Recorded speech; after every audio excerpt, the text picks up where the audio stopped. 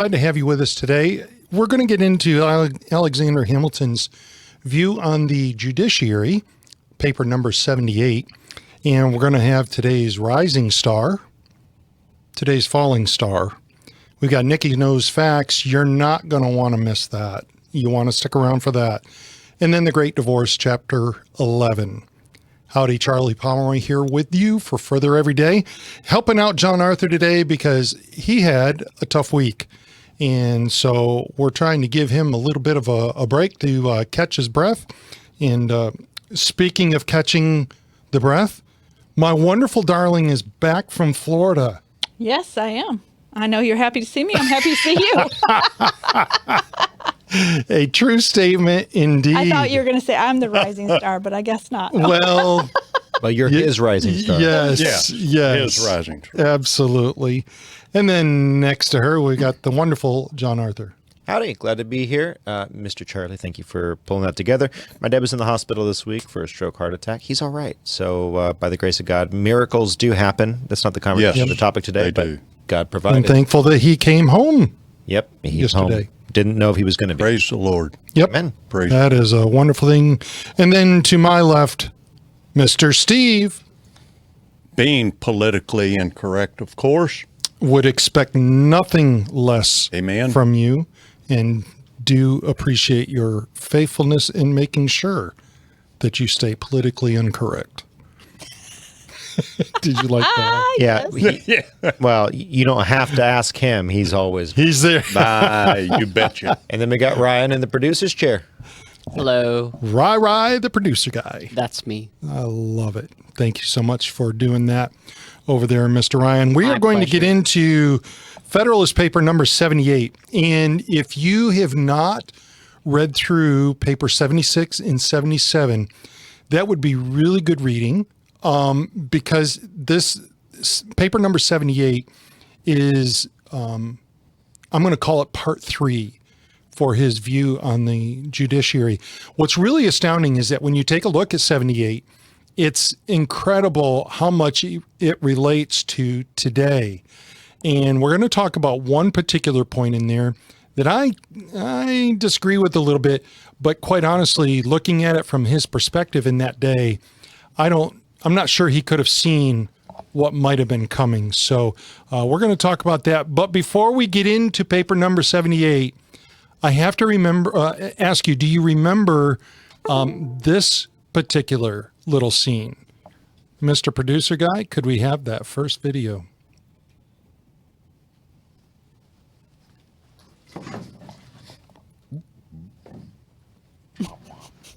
Inside the walls of this court, the Supreme Court is hearing arguments, as you know, for the first major abortion right cases since Justices Kavanaugh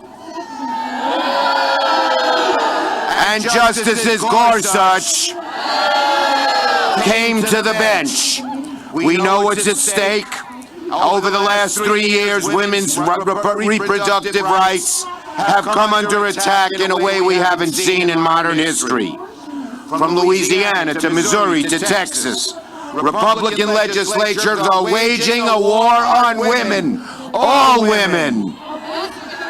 And they're taking away fundamental rights. I want to tell you, Gorsuch, I want to tell you, Kavanaugh, you have released the whirlwind, and you will pay the price. Well. Thank you, Mr. Producer. Need to appreciate that. Schumer. Hey now. He's in throw shoes at him. Oh, like they do in shoot Middle East, like what happened with George W. Bush. Yeah. Disrespect. You bad.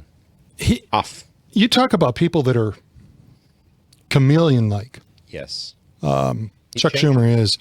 You're not kidding. But I do want to get into this paper, and I brought that up to get us into this particular article, which came from the Washington Stand. All the links are in the description of where we're pulling from. But Mr. Producer, cut number 2 there. The Supreme Court of the United States slows judicial overreach in environmental cases as ire grows over universal injunctions. Now, this relates to a bigger issue, but it had to do with an environmental case. I want to read this. The ruling, authorized by Justice Brett Kavanaugh and joined by 7 of his fellow justices, with Justice Neil Gorsuch recusing himself from the case, stipulated that legal questions are for courts to decide. Catch that. While factual determinations are for the relevant agencies to decide. Courts should defer to agencies' discretionary decisions about where to draw the line when considering indirect environmental effects and whether to analyze effects from other projects separate in time or place, the ruling affirmed. Now, if you read, and by the way, I included a link for the ruling itself. You can read that as well. But this is really something. Basically, you've got judges that took one particular area on an environmental case and just ran with it. All right. And obviously that's a problem. Next cut, please. Can I ask a question? Yes, you may. So just explain a little bit better here. So courts make decision on legal issues, right? But the agencies, if they want to cancel a regulation, environmental regulation, then deferring to that federal agency is what the court should do. Yes. The court should not uphold a regulation made by the agency if the agency decides to cancel that. And the only one that really would have the authority to do such is an appellate court. And that's part of the issue that's going on here. So basically, lawfare is being used to game a system, okay, Right. without going through the process. Now, in the same respect, let me just say this. Trump has learned his lesson, and he's reversed the game. Yeah. So basically, you can go ahead and you can put forth your decisions. I'm not going to wait for this to move through the court system. I am appealing directly to the Supreme Court. And I don't have a problem with that, because if that's the game they want to play, then let's play. And let's keep going on this. So that next cut there, cut number 3. The Supreme Court ruling comes as numerous federal courts have issued sweeping universal injunctions against President Donald Trump and his administration, highlighting calls for the highest court to curb judicial overreach. That's going to what I just said a moment ago. In comments to the Washington Stand, Article 3 Project Senior Counsel Will Chamberlain stated the following: the court's decision Thursday was very obviously right. Even the Democrats did not dissent. That's notable. NEPA reviews do not have to be as onerous as the DC Circuit suggested. He added the Supreme Court, however, needs to do more to curb the judicial sabotage by resentful lower court judges. And I think that's legit. It really is. Next cut, if you would, please. This gets into Hamilton's argument on the judiciary. We're talking about court overreach, and Hamilton was really articulating a case about why the judiciary needed to be separate from the executive and from the legislative. And it's a brilliant look. Now, he knew that there was still going to be some potential issues. That he wasn't saying it was perfect. And if you read through all of Paper 78, you'll see that.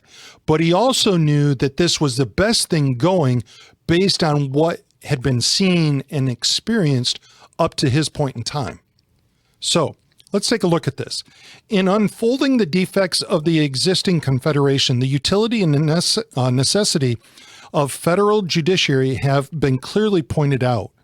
It is the less necessary to recapitulate the considerations there urged, as the propriety of the institution in the abstract is not disputed. The only questions which have been raised being relative to the manner of constituting it and to its extent. To these points, therefore, our observations shall be confirmed. Next cut, please. Bear with me just a moment here. Sorry, I got to get it up on my screen too.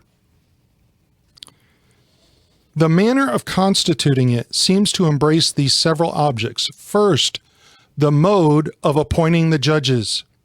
Second, the tenure by which they are to hold their places.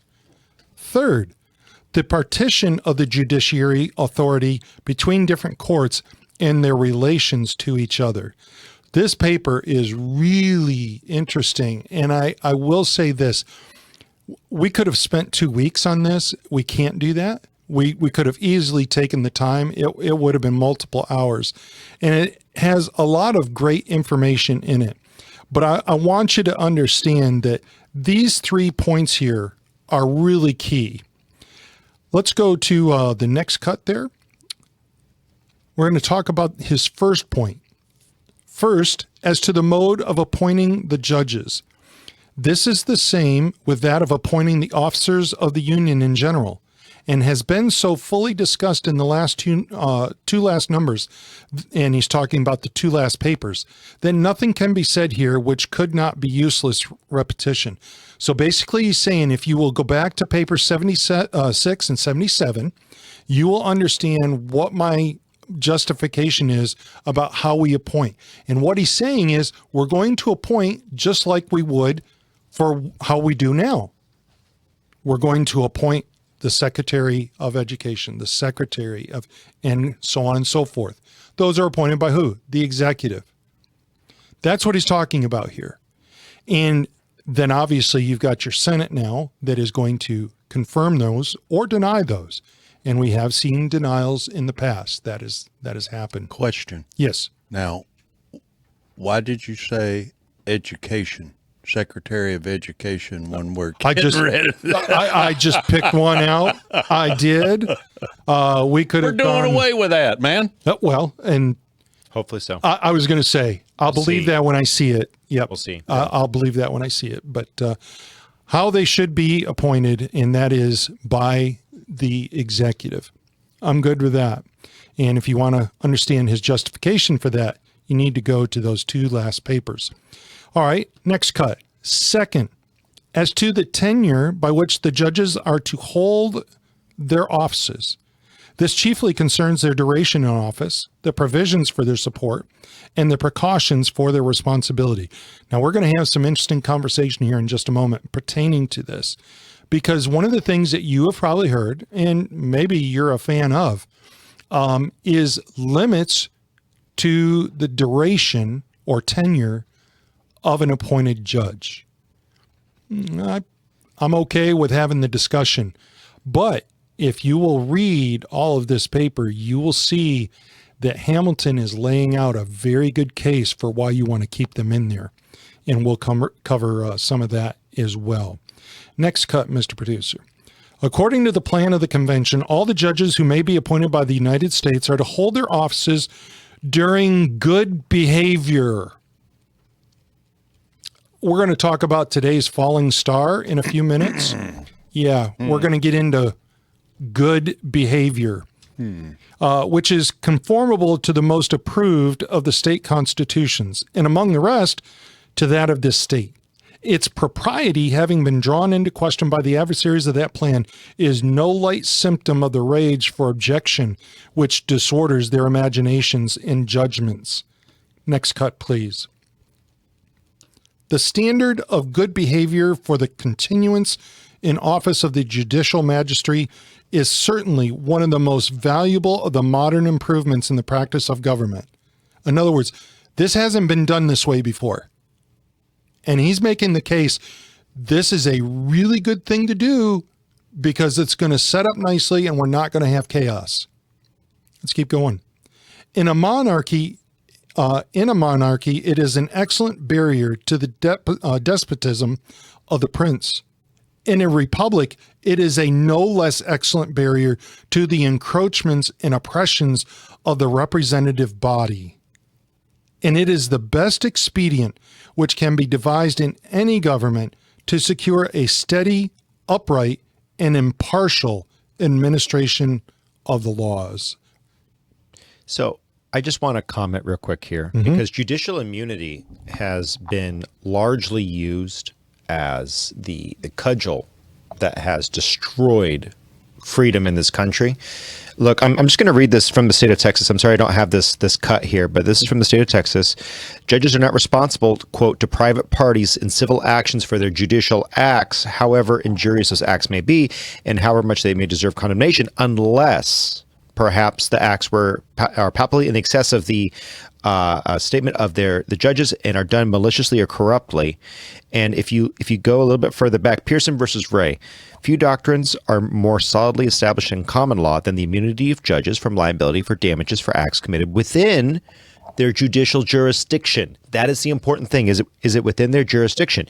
It is the judge's duty to decide all cases within his jurisdiction that are brought before him, including controversial cases that arouses more intense feelings in the litigants. His errors may be corrected on appeal, but he should not have to fear the unsatisfied litigants may hound him with litigation charges of malice or corruption, unless that is actually the case. And we're going to talk about, so that is an excellent thing to bring up there. And where today's falling star is actually from the state of Wisconsin. And I don't want to get too far ahead. We're not going to do that just yet. But that's an excellent case there. And it goes to the heart of what's happening in our federal government today. We have judges making rulings in such a way that they have no business making a ruling. They're I'm sorry. acting outside of their jurisdiction. There we go. That's what I wanted to say. Outside of their jurisdiction. Yes. And you have judicial immunity as long as you're acting within the confines of your oath of office. If you break your oath of office, your rulings thereafter are null and void, especially in one case. Now, all of these things that we're talking about right now are really important because what is the crux of Paper 78? Paper 78 is talking about the importance of separating the judiciary from the representative government, from the legislative, from the executive branch. Why? To protect people, to protect against the encroachments of those two branches. And I'm all for that. Now, let's give some caveats here. Because over the course of the last 30, 40, 50 years, and Steve, you and I are the two oldest sitting on here, and we can remember back to some of the judgments that have been made over the last 50 years. Mm-hmm. And correct me if I'm wrong, have you heard of as much talk and rhetoric about replacing or changing the Supreme Court as what you do today? I have not. Okay. Not in the past. I over Steve, the years. Why would do you agree. doubt your institutions, Steve? Why do you have a problem trusting your institutions? It's you. You, the people who say that, you are the reason why. No wonder we don't trust you. There was a time that even Democrats and Republicans could agree on the right moral things. Yes. It's because And they can't anymore. Even Right. if it's a good idea, the Republicans, anything to do with pharmaceutical, Bernie Sanders has this big thing about, pharmaceuticals, but yet Trump passes something to lower costs and Bernie has to. Yeah. Well, Bernie has fallen. Like Bernie's idealism, I'm sorry, he's taken more money from that lobby, not from the companies, but from the it's not a union. I'm trying to remember exactly. I don't want to misspeak, but he's taken so much money from that lobby. He is tied into it. He's two-faced on the issue. Not in the same way that Right. like Elizabeth Warren is, but he, in his own way, is also tied up with interests. Yeah. And it's because we've really just fallen away from God and virtue. The And that- super Yeah. rich socialist Bernie Sanders. And you know what? Elections do matter. And I'm sorry for all of the good Christian politicians out there. You look at who's Secretary of State right now and what they just came out with when they sent out a response concerning our trade with the EU. They defined our relationship based on, the words were based on common virtue, not common good, not common morals, common understanding of moral virtue, understanding what, and that's really Judeo-Christian values. Yep. That's really where it comes down to. We've fallen so far off the beam, we can't even agree on that. And Steve, I'm going to bring this up. I'm going to use the Roe versus Wade decision. When that came out, I was like 7 years old. I remember the uproar. Oh man, yeah. I do not remember any talk about Supreme Court justices. Now, they were unhappy with the decision, but they didn't sit there and go, "We need to pack the court. We need 16 justices." You're going to reap the whirlwind. Thank you. And where is that? Yeah. So I use something that we can all relate to. I don't remember that, but we could go back further. And never have. For years, I mean, over the past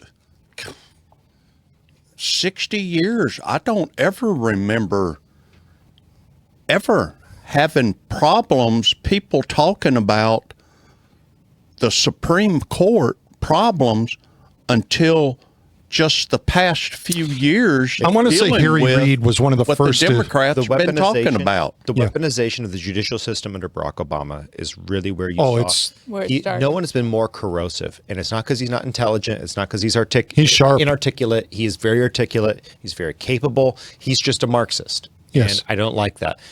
Like you, we supported Allen West in 2004. Yep. Do not care if you think it's racist to say Obama was a bad president. He was a social Marxist. I mean, he's an absolutely destroyed this country. And so why don't you trust your institutions? Now, here's why I'm bringing this up, because over the last 30, 40 years, you could see more disheartenment with judges. And all that's going to happen is that's going to follow right up the tree.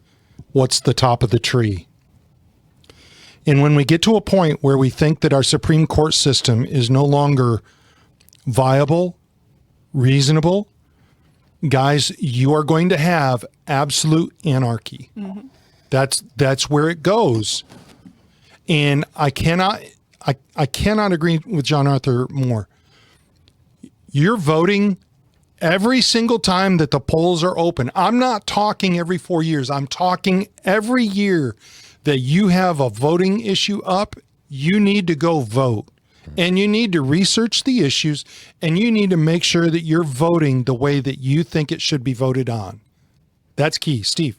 Yeah, and, just to give people an idea of where this got started was, like you were talking about with Barack Obama.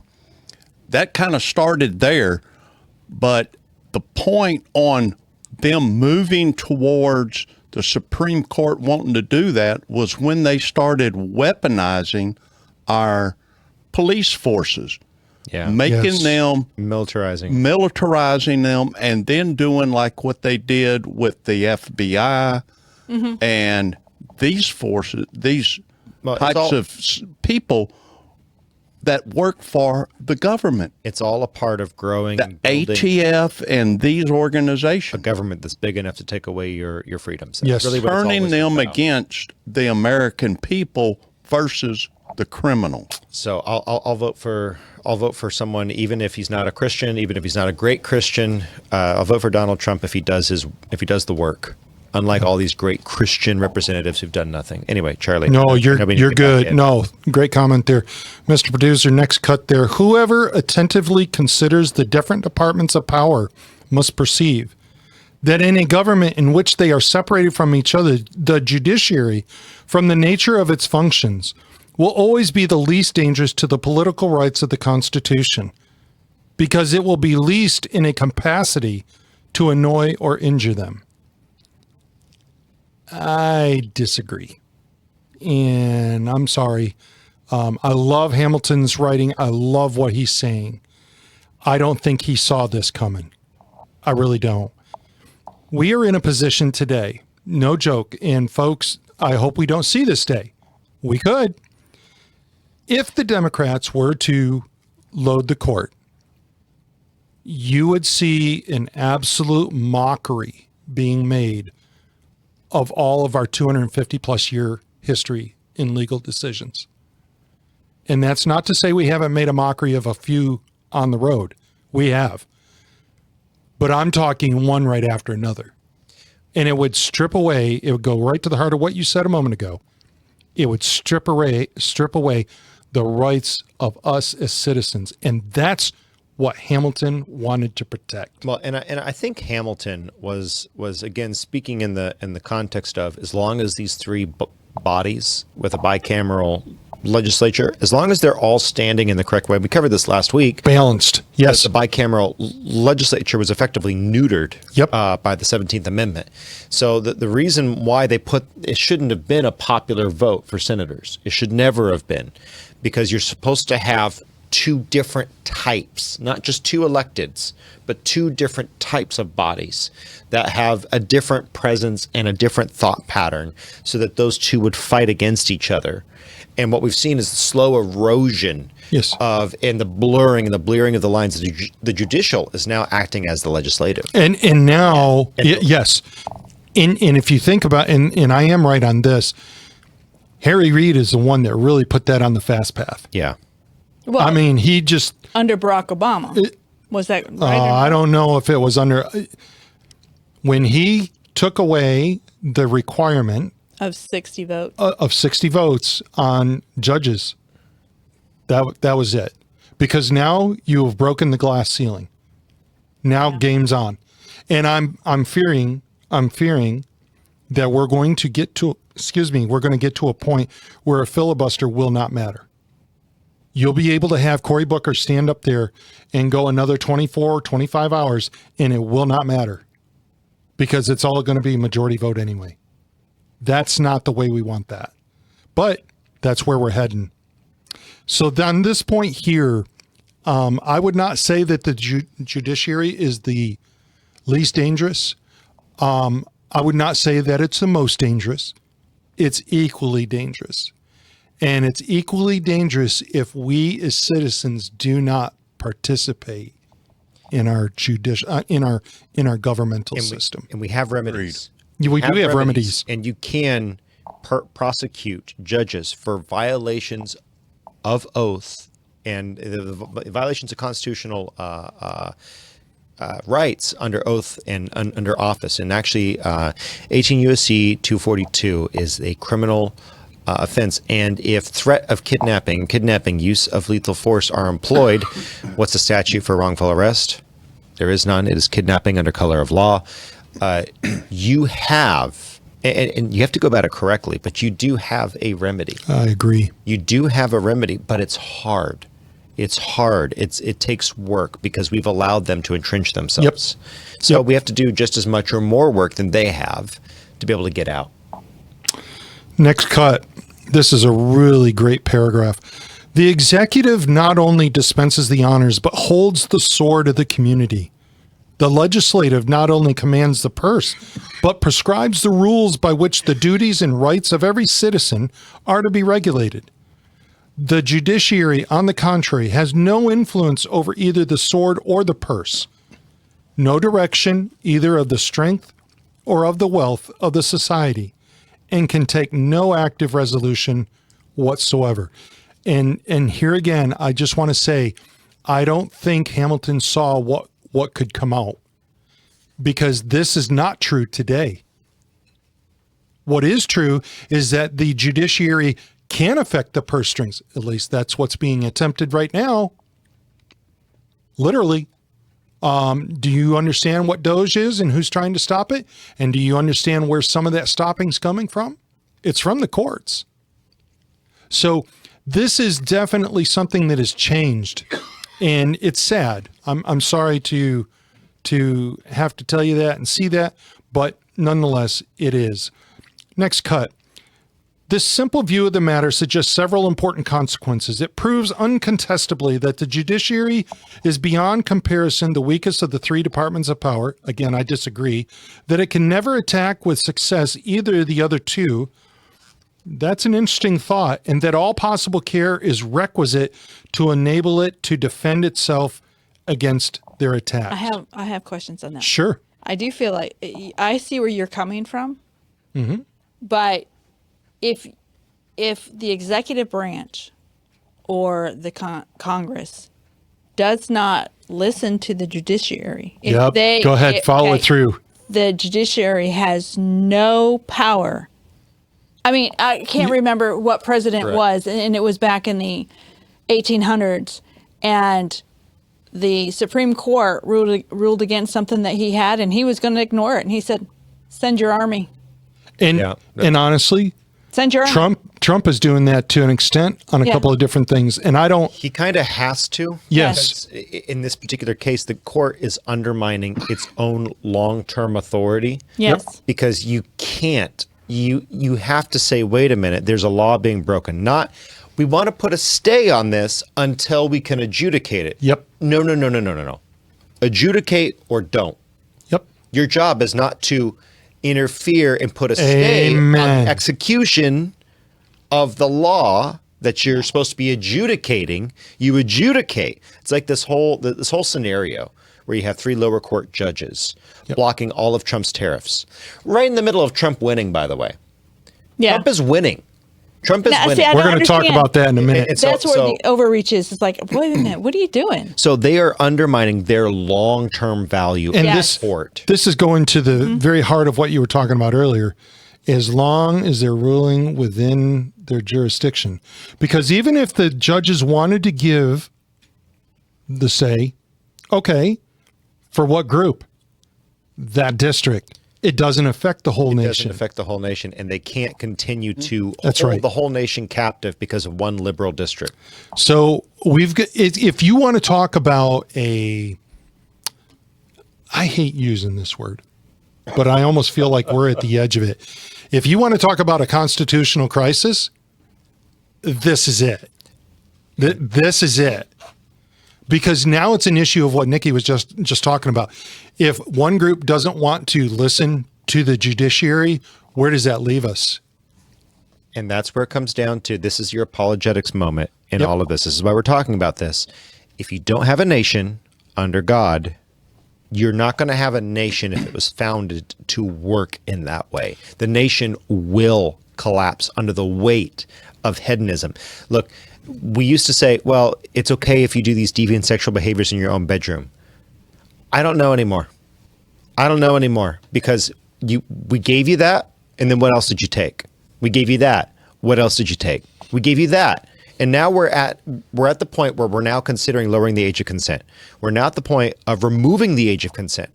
We're now at the point of saying it's no matter if a human and an animal have relations. Oh, wait, you know what? In California, you don't have to say if you have an STD. Where does it end?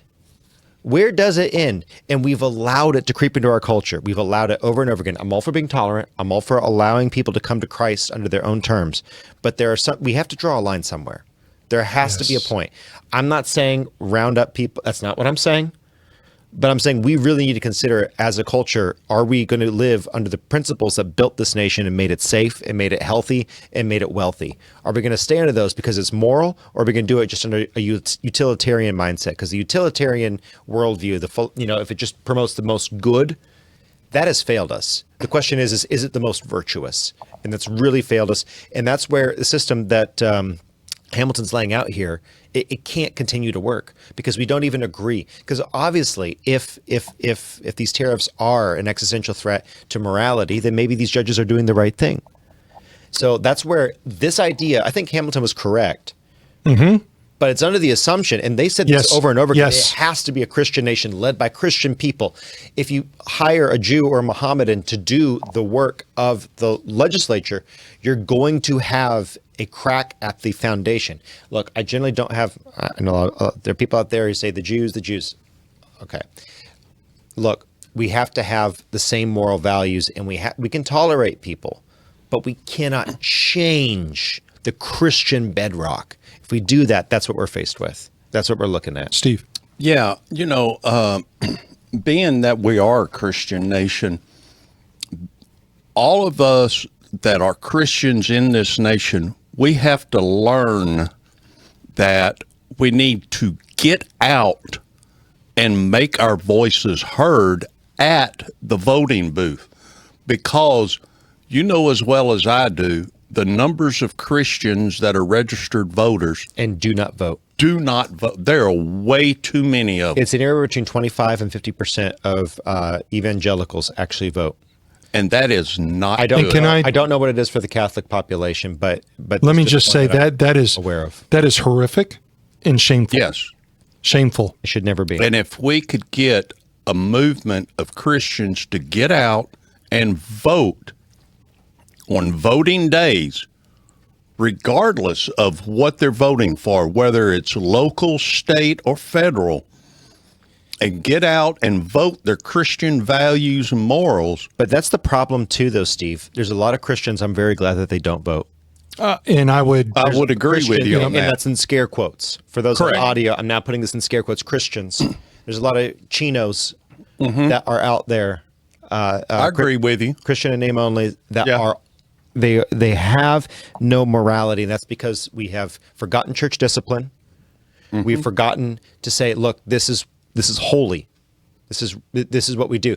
We can welcome someone into our midst. Like we don't shun the single mother, but we also tell her, please don't do that again, right? Like you will get aid, you will get help from this church, but if you keep doing this over and over and over and over again, you have That's a 8 problem. kids and you've been relying on.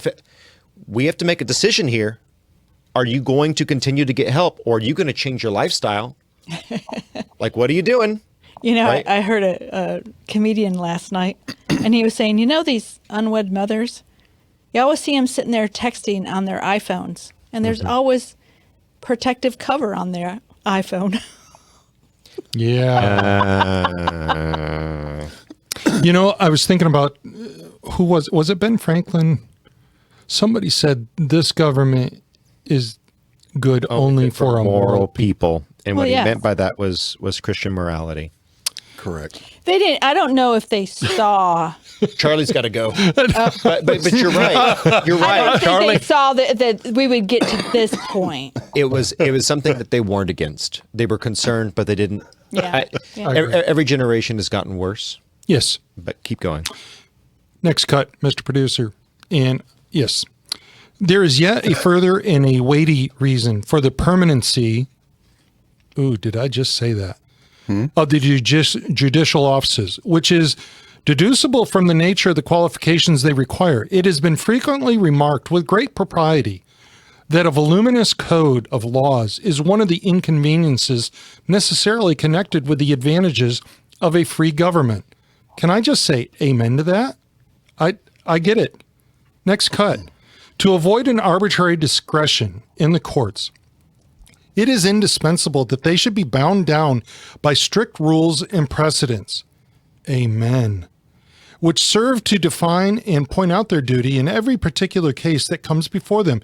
And it will readily be conceived from the variety of controversies which grow out of the folly and wickedness of mankind, that the records of those precedents must unavoidably swell to a very considerable bulk and must demand long and laborious study to acquire a competent knowledge of them. Excuse me, sorry. So, John Arthur, this is a big reason to keep the tenure permanent. For the Supreme Court. Yes. Yeah, and so they, as you just read, they really wanted the judiciary to be able to focus on the judiciary. They didn't want them to focus on re-election campaigns, on special interest groups, on having to change their opinions based on who put them in. And now that we're talking about restacking the court for political reasons, not for weight and balances purposes, for nothing other than political reasons. And we have enough justices, and we have a very big diversity of justices. Someone dropped this in the comments. We got, as of right now, the year of our Lord 2025, we have 6 Catholic, 2 Protestant, and 1 Jewish by faith justice. Okay. That's a pretty diverse group. We don't need to change it on the need of diversity. That's a Well, great could comment. they change it? Can they change it without changing the Constitution? I mean, can they just make a law and say we're going to change this? I The mean, House, they- the House can. House can. Yeah. They can amend that because the number has gone up and down over the years. I believe But we actually in followed that, so, man, I don't want to go down this rabbit hole. Let me just say, guys, that is the reason why you need to be a part of the government system of voting. And Tim Mole replied, who do we vote for? Because in his case, he's got problems where he is. I would say this. Where's he at? Just general. So I don't know where Tim is. So don't dox yourself. Tim. No, don't. But generally, where exactly are you coming from? Where that's a question, because even in California, my family is politically active, and look, it's only going to if you throw your hands up in California, move. I'm sorry, and there are people that have done that. Throw your hands up in SoCal, get up, move a state, become part of a different state. If you're going to fight. You got to get involved and fight, and that includes dealing with all of the scummy, political garbage in LA. They allow vote harvesting. One thing Democrats do, I'll give them a really good pat on the back for. They're awesome at ballot harvesting. Okay, maybe we start working with it. You know, there comes a point where we have to decide. Okay, the world is as it is. I'm not encouraging voter fraud. I'm saying, amen. We need to be out in doing whatever we can. Be creative. I don't pretend to know all the solutions, but you're going to be much closer to that solution than I am. And you're right. There's a lot of really bad people to vote for. I've shared in this program. Got a really good friend. He said he wasn't going to vote for Donald J. Trump because, the mean tweets. And I had that long conversation with him. It's like, look, guess what? Who are you going to vote for? Who else has done? And I said, Ted Cruz. He goes, well, I'm not going to vote for Ted Cruz because I heard he was mean backstage somewhere. Okay. If you're looking for a perfect candidate, it's not happening. You're not going to find that perfect candidate. Nope. And also, look at what those two have done. Cruz has done some decent work in Texas. Okay. He's had his ups, he's had his downs, but overall, good guy. And I know his father, and I've worked with them on multiple volunteer events where I show up. I do, broadcast work. So my skills are helpful for those folks. They're nice people. But you listen to the media, you listen to the thing about Donald Trump. Guess what? Donald Trump is nicer than 80% of Congress, 90% of Congress by my best guess. And more importantly than being nice, he does the work. We need to start figuring out how to get our local elections under control. This means getting thrown out. This means having the cops called on you. Yes, been there, done that.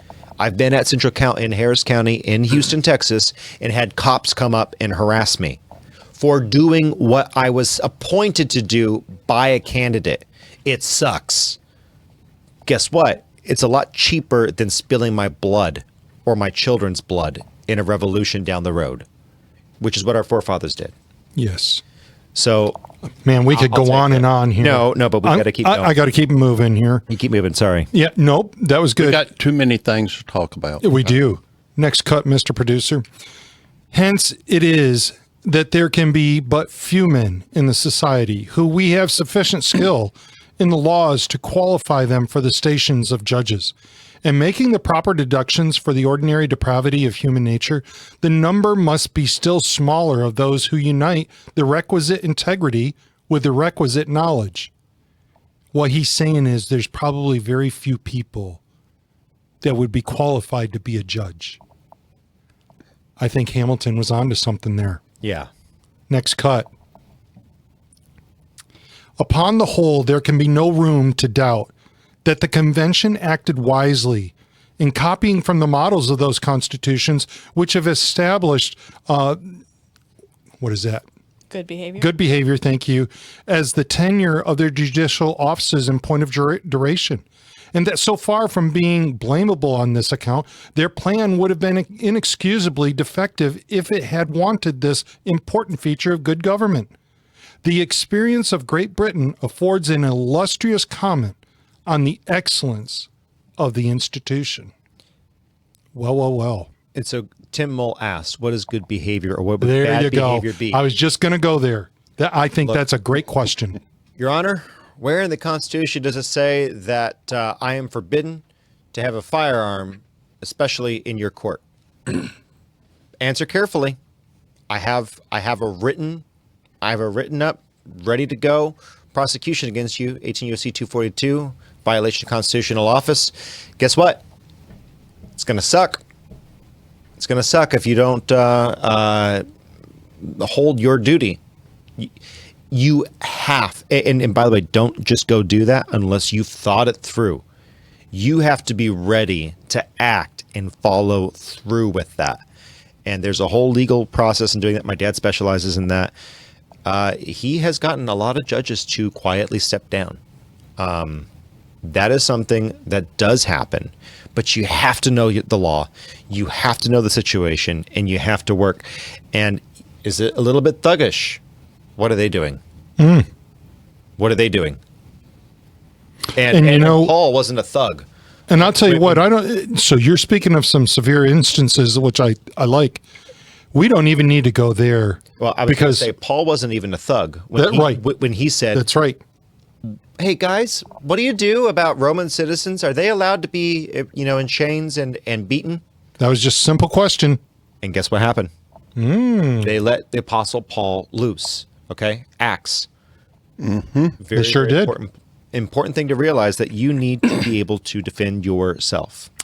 And that puts us as a great segue into today's falling star.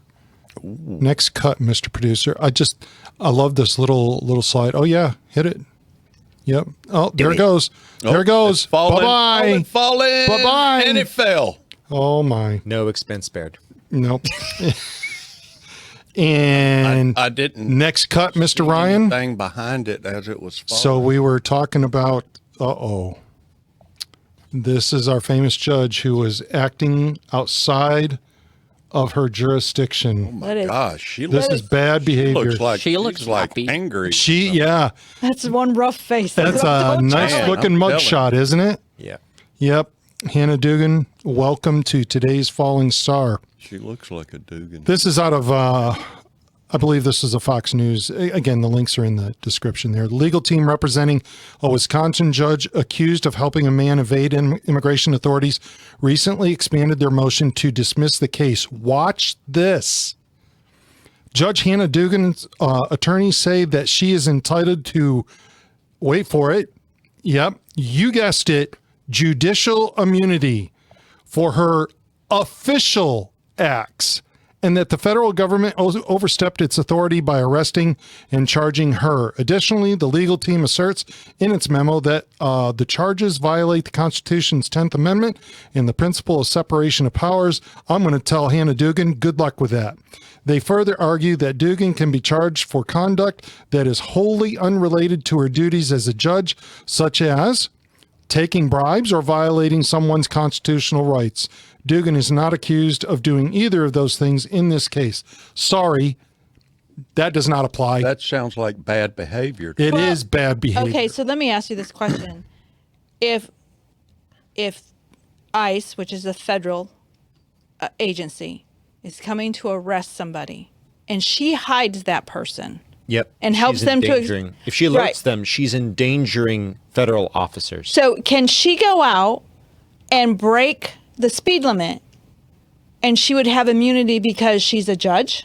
Is that what she's saying? Is that what she's saying?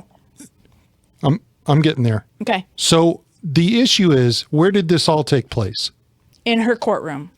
No, not in her courtroom. Oh, in the back. That's a problem. In the hallway. So she is outside of her jurisdiction. Hello. Thank you. That's number one. That's right. Omar says, I bet she was born Andy. Just saying. You know what? Ad hominem, but anyway, keep going. Yeah, I'll keep moving. Oh, my. I won't disagree with you, Omar. So here's the thing, guys. She stepped outside.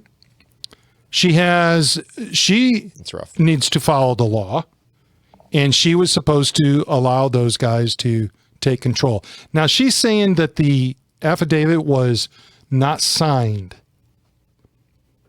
Duly noted. Okay. If that's true, and I'm not sure that that is, but if that's true, she still has no legal right to protect this guy. And she absolutely made it clear she was going to protect this guy because she sent him and the lawyer out through a different door, not used by the public. She knew what she was doing. So Yes, she did. Steve, was she in good behavior? I would say no. Violating Okay. a federal Just statute. wanted to double check. Next cut, please. So what did she do? Well, on April 25th, 2025, just so everybody knows, Milwaukee County Circuit Court Judge Hannah Dugan was arrested by the FBI on federal charges of obstruction of justice, concealing an individual to prevent arrest. The charges stem from an incident on April 18th when Dugan allegedly assisted Eduardo Flores Ruiz, an undocumented immigrant, just saying, facing domestic battery charges, just saying, in evading arrest by U.S. Immigration and Customs Enforcement agents. So get this. Someone dropped this in the chat here, and I went ahead and just looked it up. This is from the Catholic news agencies. Okay, so this is the source. Okay. Here's the headline. FBI says judge, former Catholic Charities director. I was going to read a little bit about that. Go ahead. Okay. No, you go ahead. By the way, you guys know who was funding Catholic Charities, the organization, not a description. The organization named Catholic Charities was being funded by another organization with a misleading name. What's that name? Uh-oh. USAID. Oh, Yeah. oh, And so this person should be under the jail. Keep going. Sorry. I just wanted It's okay. Next Respond cut, to that. please. So who is Judge Dugan?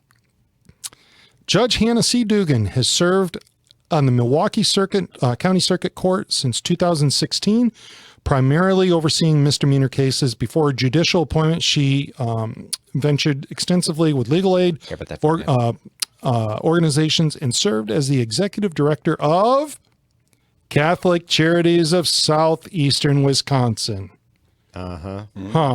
Interesting. Her career has been marked by a commitment to social justice and advocacy for vulnerable populations.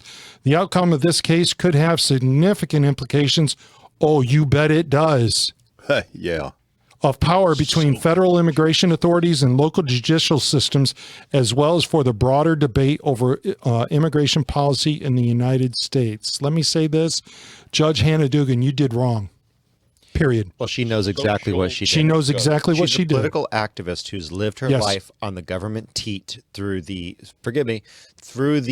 guise and auspices of a fakely named, terribly named, using the Catholic Church's name in vain, charity that is exclusively funded by USAID. The rabbit hole, we don't know how deep it goes. How much money, how many billions, maybe trillions of dollars have been spent over the last 40 years on keeping Democrats in power?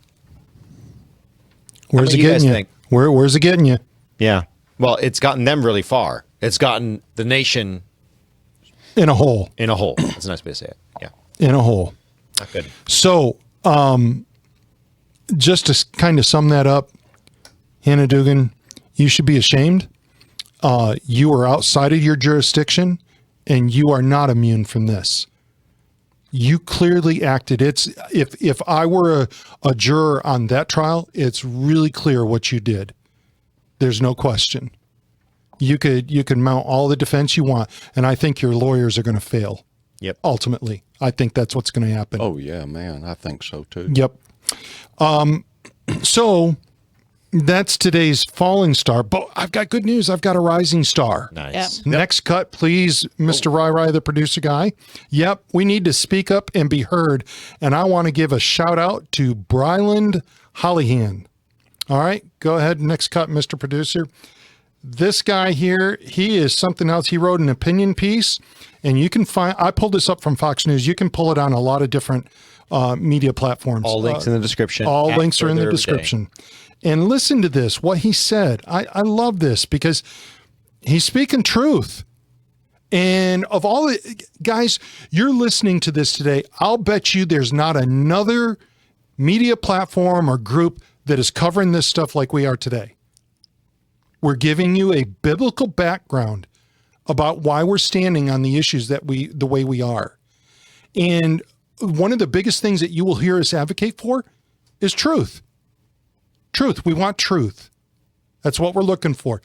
And this guy here, this young man here, wrote an opinion piece, and he wrote it basically to Democrats. He's Gen Z.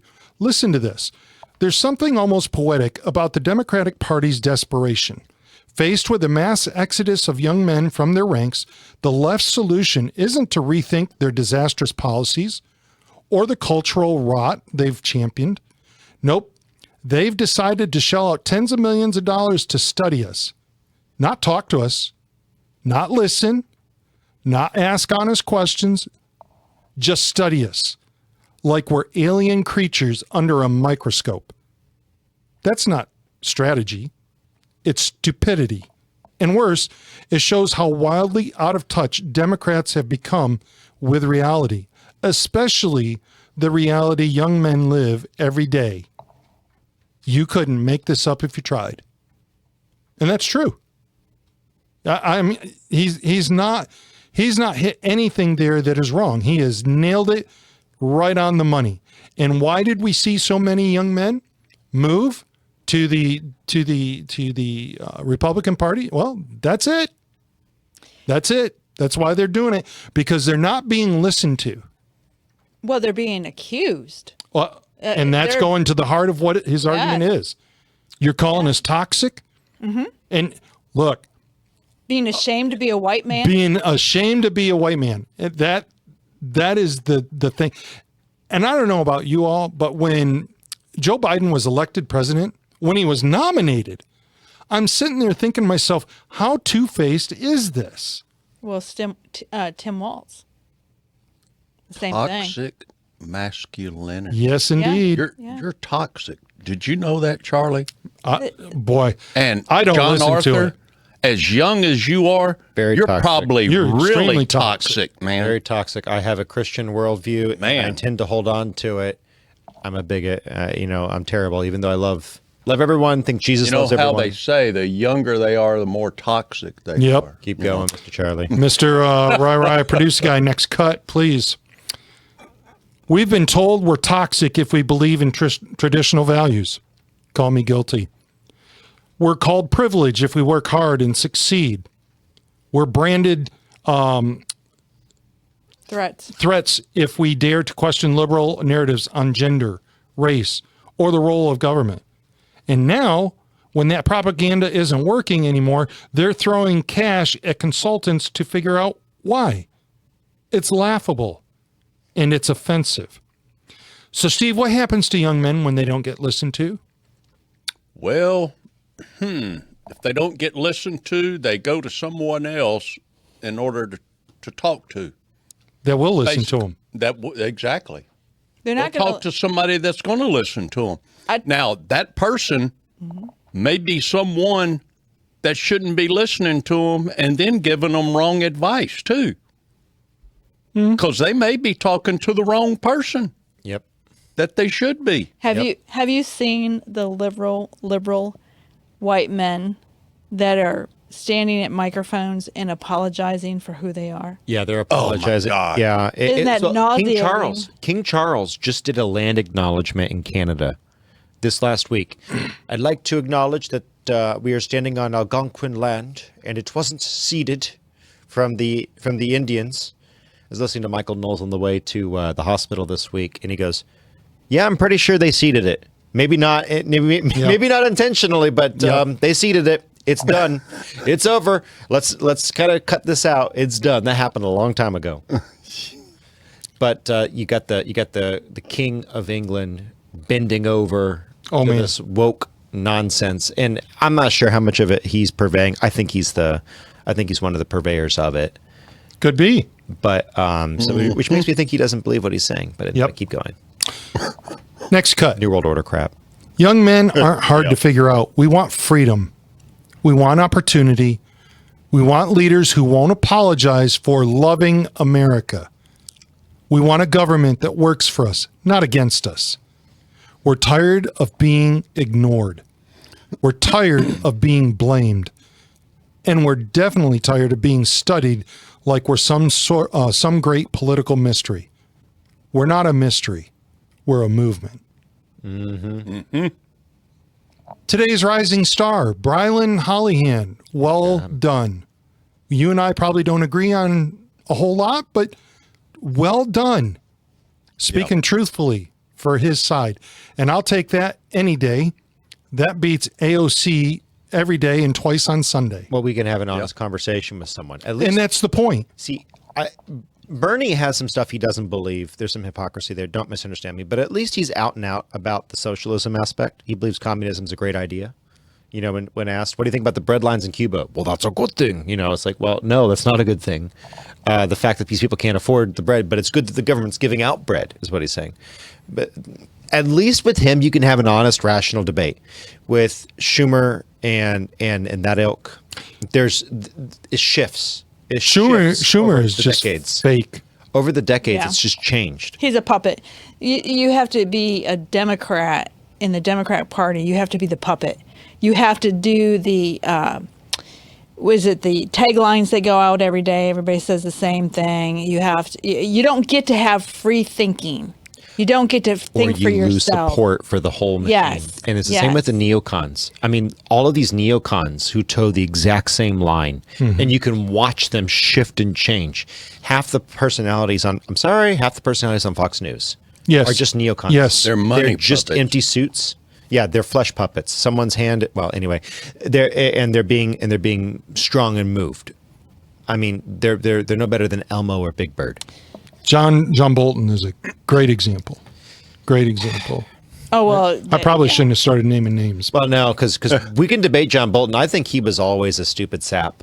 That's a different issue, though. He was and Trump had him around because Trump even said it's kind of like scary dog privilege. You're able to walk through the park.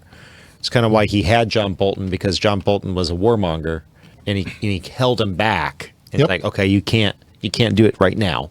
He's kind of like a bulldog. He is a bulldog. He's a bulldog. He just got rabies, that's all.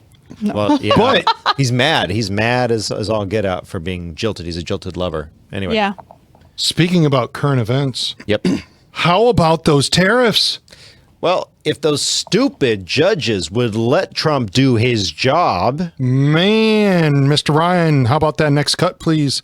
Bring them Yeah, I'm telling you, this is going to be a little bit of fun right here, because Rick Santelli about fell out of his chair this last week. It is fun. Let's go to the next clip or next cut there, Mr. Ryan. So what about those tariffs? Remember Chuck Schumer? Yeah, remember the chaos? Mm-hmm. Yeah. Get this. Described Trump's tariffs on Canada and Mexico as initiating a golden age of higher costs for American families, labeling it the dumbest trade war in history. That was Chuck Schumer. Yep. Warned that these tariffs could increase expenses across various sectors, including groceries and fuel, potentially adding up to $1,200 annually for American families. Chuck, what do you think happened under Biden? Really? Have you had your head in the sand? Oh my gosh. Just brilliant. Just brilliant. How about the next cut? How about Richard Neal out of Hawaii? Oh, this is a good one. Criticized the tariffs as reckless, asserting they would cost Americans an average of $800 and jeopardize national security. National security. Accused Trump of favoring China over U.S. allies, suggesting the tariffs were more about enriching billionaires than protecting American industry.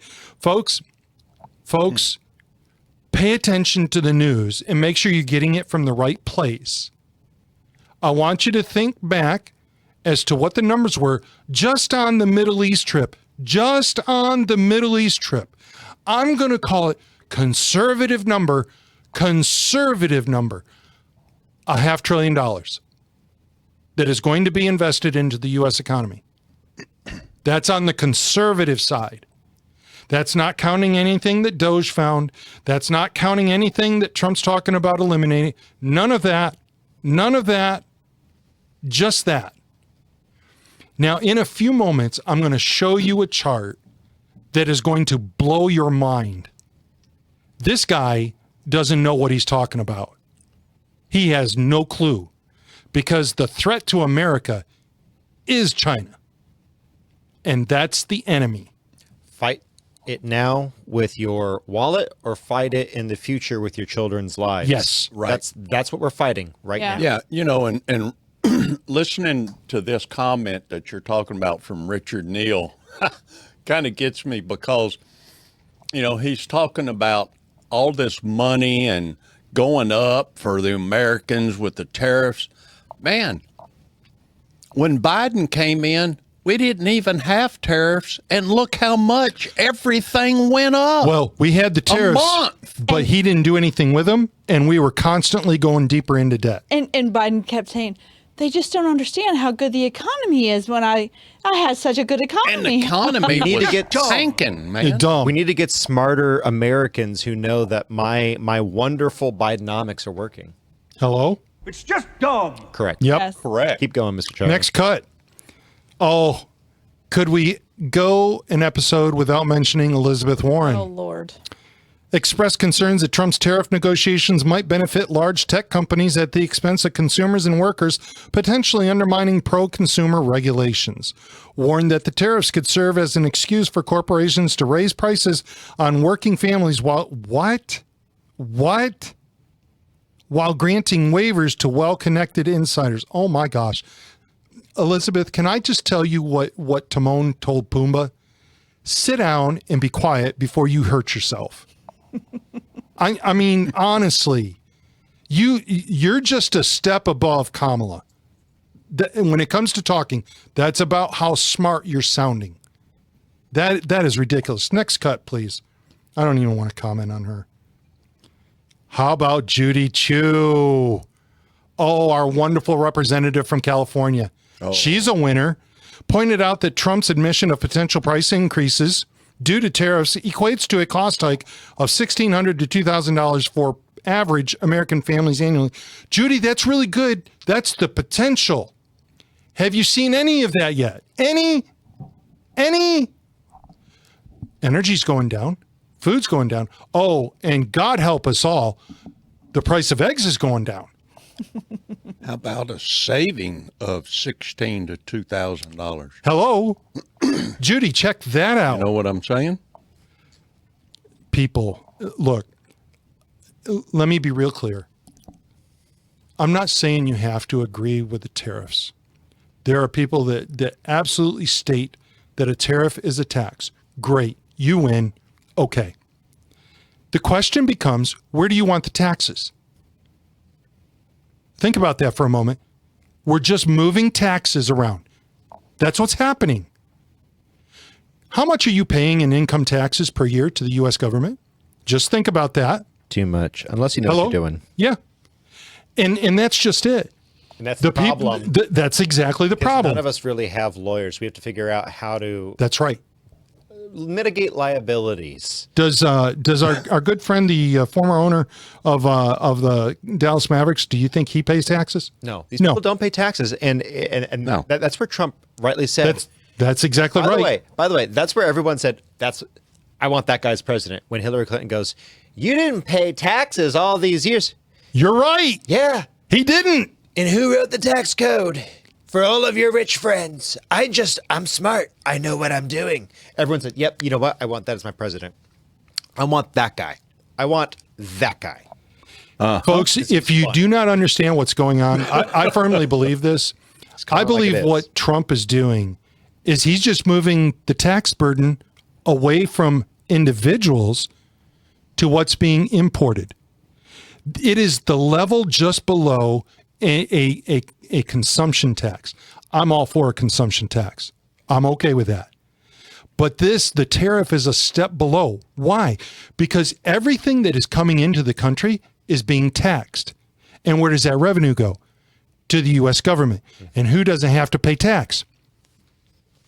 The people who are not buying abroad-made materials. Hello. You will be taxed if you buy materials. If you buy a Chinese product, guess what you do? You know what this sounds like?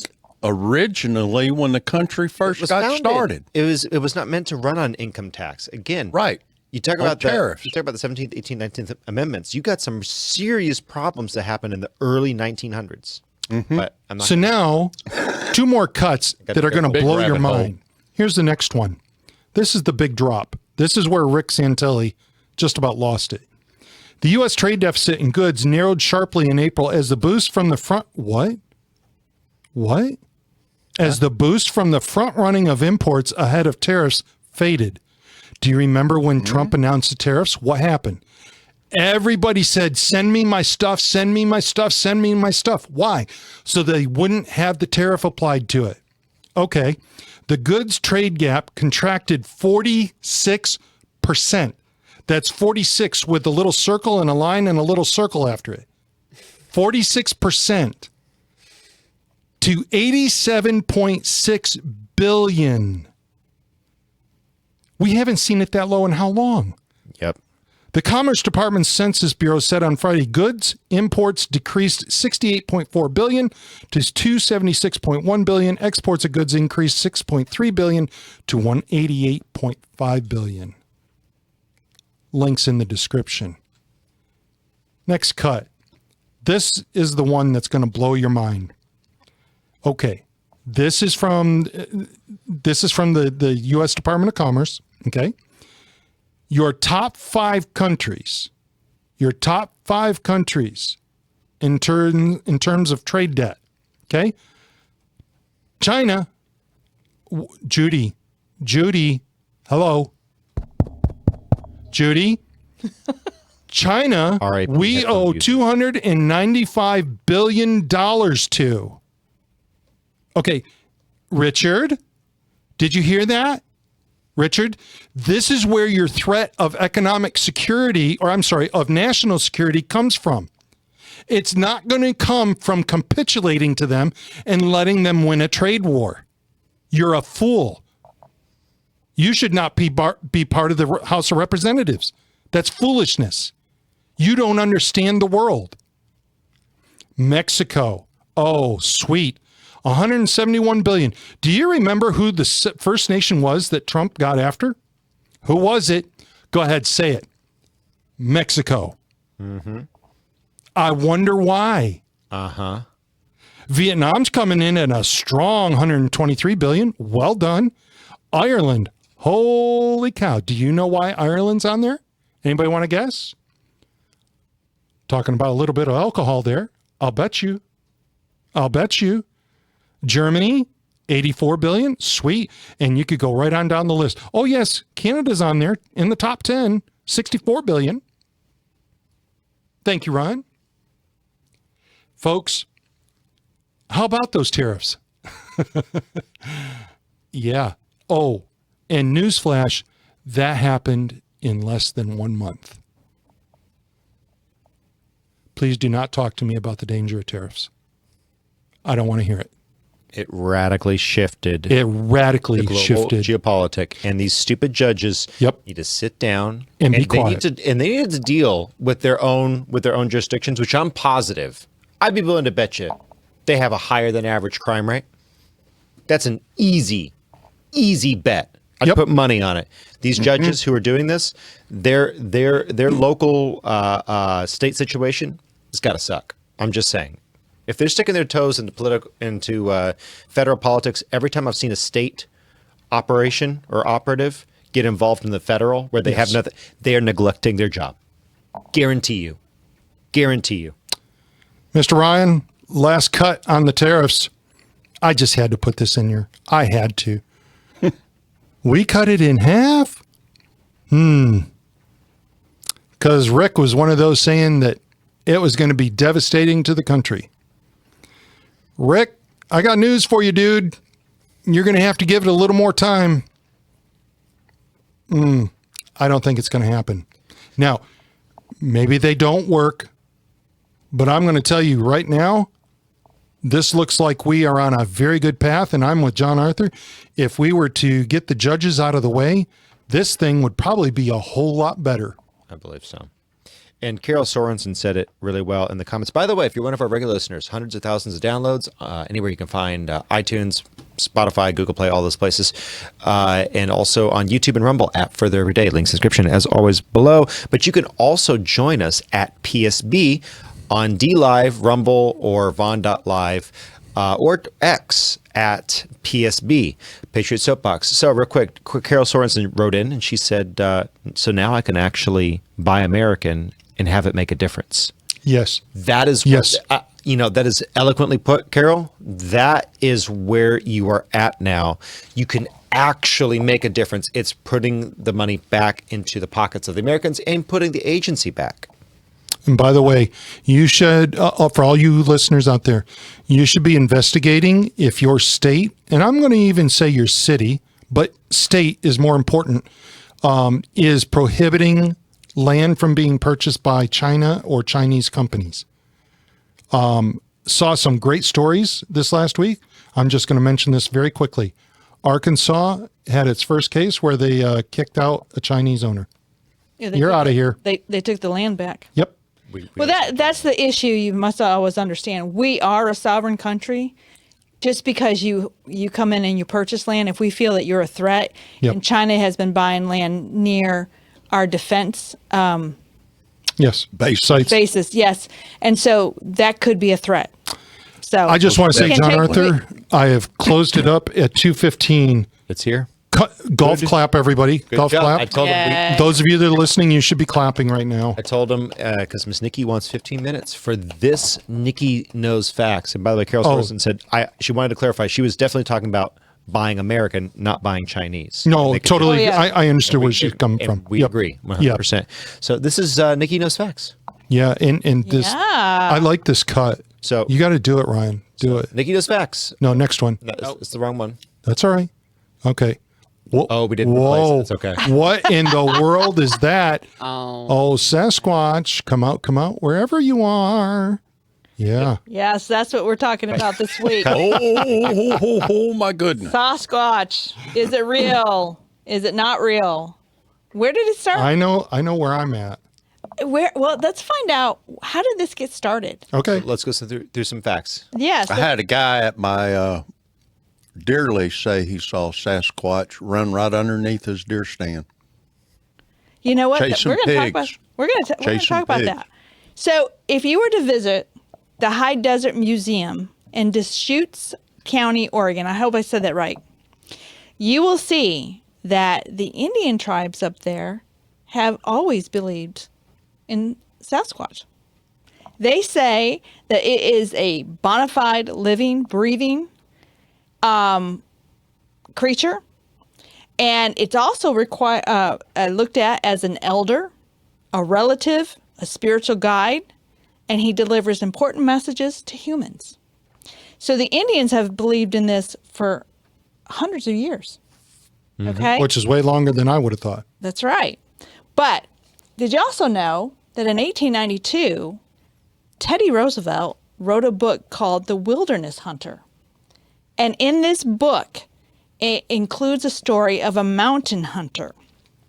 And his name was, his last name was Bauman. And he was he told Teddy Roosevelt about when he was out trapping in the mountains with his friend. And he said they went up to the mountains and they set up camp. They went out, they set their traps, they came back, and somebody had come in and destroyed the campsite. Well, they went to bed that night and they set a fire. I don't know if it was that night, but they're in bed one night. And of course, you know, they have their fire going. And Bauman was awoke with his smelling this terrible odor. And so they get up and they see a large creature in the shadows. And his friend says, that bear is walking on two legs. So they grab a gun and they shoot it and it screams and it runs off. Well, the next day they say, we're leaving. And they both go out and gather their traps. Now they're not together, but they go and they gather their traps, and Bowman comes back and finds his friend is dead. His neck has been snapped and he's got fangs in his neck. Now, Teddy Roosevelt said he believed this man because he said you could see the fear in his face when he was telling the story. This was not just to He saw something. He saw something. He saw something.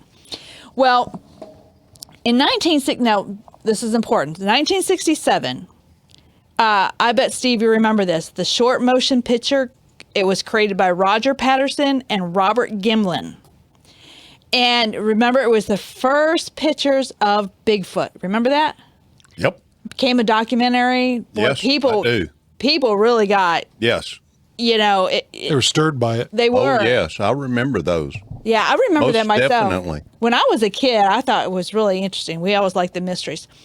However, this is really David Dagling writes that the more cynical skeptics see Patterson's luck as more than a little suspicious. He went out looking for Bigfoot, and he just happens to come upon him and take, kind of suspicious. Yeah. And, over the years, they have looked at that video to see, is this a fraud? Is this real? Is this a fraud? Is this real? Well, just happens that in January 1999, a man named Bob Hieronymus, I don't know. It's something. I have to I should have had my husband help me with this. He came out and he said, I was the man in the costume. Oh. Yes. But he said, I did not confess to this before because I was afraid I would get in trouble legally because they were promoting a fraud. They got paid. They did a documentary. They got paid. Oh my gosh! So he's waited for the statute of limitations to run out. That's what he did. Said he was hoping to get paid, but then he was also afraid that he could have charges against him for participating in Okay, fraud. now let's hold everything up here right here for just a moment. Let's ask everybody. Go ahead and put it in the comments. Based on this, would you say that Bigfoot is real or not? Just simple answer, yes or no. Bigfoot is real, yes or no. Well, and no. Go ahead. Hold on, because you're about to share something here that's going to change the dynamic immensely. You're getting ahead of me, but go ahead. Yes. So, folks, for me, when Nikki was sharing this with me, I'm sitting there going, oh, well, there you go. This is all fake. And then she shares something that is like, holy cow. Go ahead. Well, also, so that was in 1999. In 2002, Philip Morris, the owner of the Morris costumes, he came out and said, I made the costume for him. Yeah, okay. But he said he was afraid to come forward because he was creating costumes and props and stage products. He didn't want it to hurt his business. And back in the 70s, Steve, that if that would have hurt his business for sure. Mm-hmm. Oh, so big time. So he kept quiet. However, there is a story. Now, that information I got from Wikipedia, if anybody wants to look that up. So just letting you know that. But however, there is a story that was written in 1959 by Ivan T. Sanderson for True Magazine, and it's called The Strange Story of America's Abominable Snowman. Now, in 1958, so this is previous. Yep. Okay? This man named Jerry Crew, now he is a highly credible man. He was a Christian. He just was highly credible, okay? And so everybody said that when he came forward, he's just not the type of man to make this kind of stuff up. He was employed by Ray Wallace, and he drove a tractor, and they were working in a very remote area in Northern California. And he only went home on the weekends because it was so far remote. He couldn't go home every night. So he came back on Monday morning, and he gets up on his tractor, and he's looking down, and he's seeing these tracks. Now, there's half a dozen men there, or a dozen men, or whatever.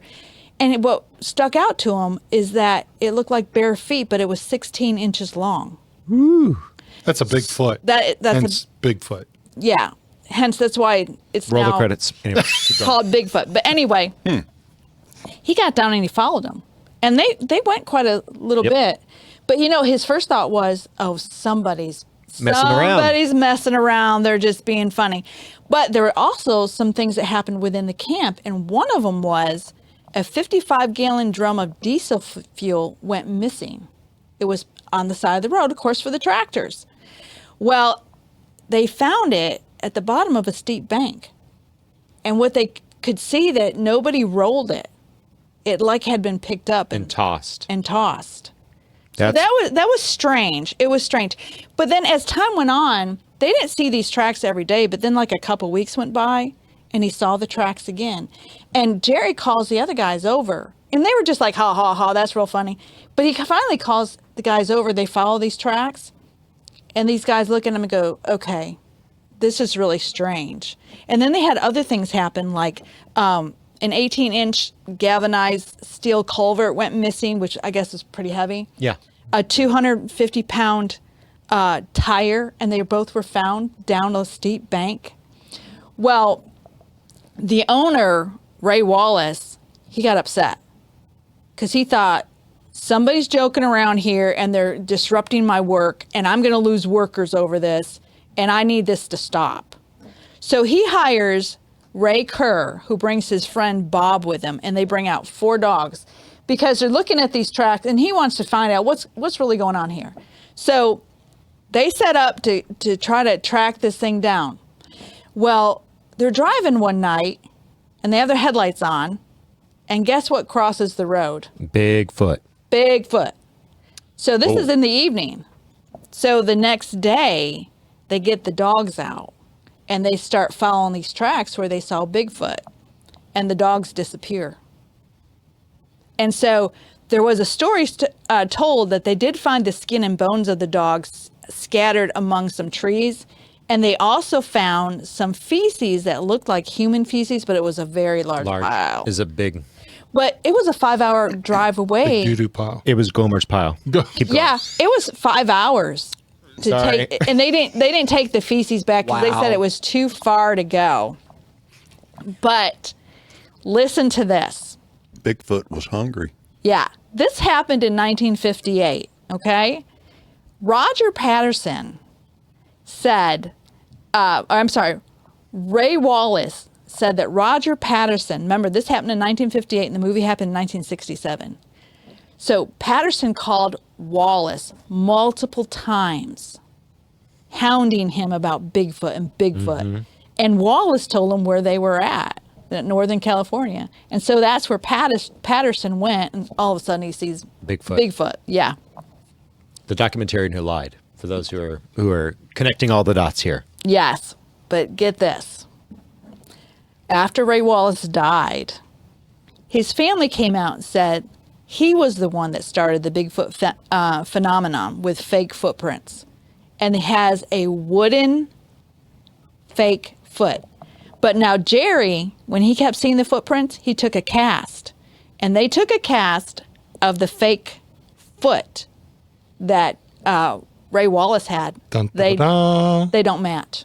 Oh! They don't match. Interesting. They don't match. However, now remember the movie happened in 1967. In 1969, help me if I say this wrong, Skamania County in Washington. Just own it, even if you said it wrong. Just own it and keep going. No, you said it right, though. I said it, okay. So anyway, they had so many people coming into that area because of the sighting of Bigfoot, and there were people coming who wanted to hunt Bigfoot down. There were people that wanted to be tourists and get it to see Bigfoot. There were researchers coming in. They had to create a law that banned people from killing Bigfoot or harassing Bigfoot because they were really afraid somebody was going to get killed. Well, it's literally before you even told me the reason, I said I would write that law too. Like, Yeah. Before we were coming and we were talking about this, I'm like, yeah, I would write that law too, because some 6-foot tall guy is going to get his head blown off because, Bigfoot. Yeah. And trap him. And so they did that. But anyway. Bear traps. Some random person's going to get their leg cut off. Oh, yeah. Did any of you watch the Bigfoot series, Finding Bigfoot? No. It was on for 7 seasons. I actually watched 1 or 2 shows of it. But you know what happened? They didn't find Bigfoot. No. They heard noises in the night, this, that, but they didn't find Bigfoot. However, Some of those shows fabricate some stuff to just keep it interesting for a while. Anyway, keep going. But in 1995, the Bigfoot Field Researchers Organization was founded. Now, this is a scientific research organization exploring the Bigfoot Sasquatch mystery. Now, here is something, they interview people who cite to see whether it's credible or not. And one of the things they look for is consistency in the descriptions of Sasquatch and, is it plausible? Is this, that? But also they find that people are kind of reluctant to share their experience. It's odd. Yeah. They have Bigfoots that are like different colored hairs, like blonde, black hair, brown hair, like women that are blonde. I don't know that. You have to go there to find that out. I think they dismissed some sightings. Say you, gal, you're blonde. I know you shouldn't be standing there. Come on, blonde. Yeah, another thing about being credible is they're not looking for financial gain. So, and by the way, the last sighting reported. Guys, Steve is single, ready to mingle. Yeah, Keep going, please. Not even.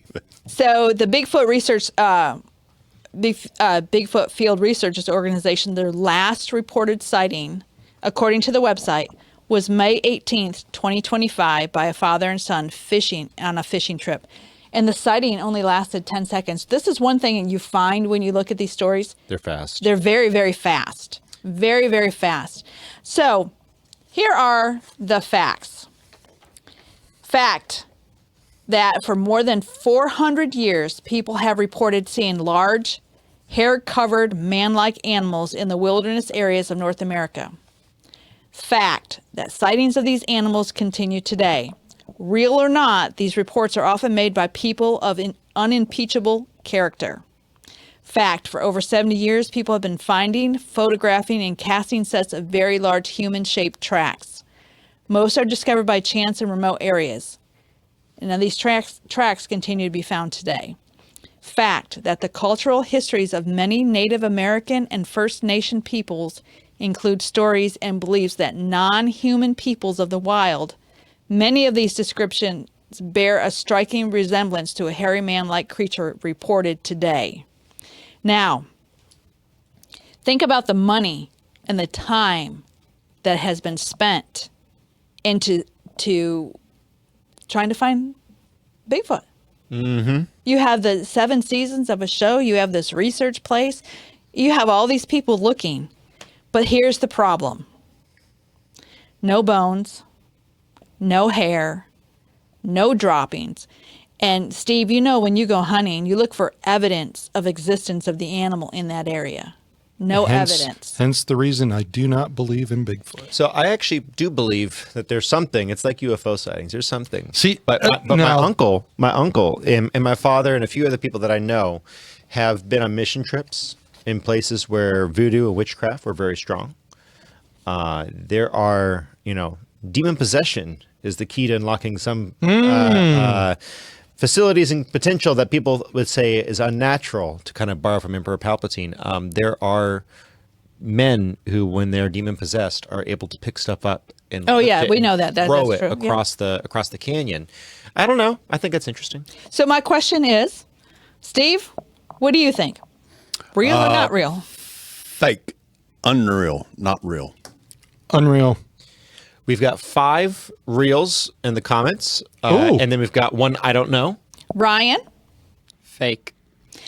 You know what? I will not tell anybody that they're telling a lie. They experienced something. They saw something. I don't know what it is, but they experienced something that they can't really understand. Wrap their head around. Mrs. Right. Texas Freedom Road saw something. She said I believe it was 2010. Tell me if I'm wrong. And in the live chat, said she saw what she saw.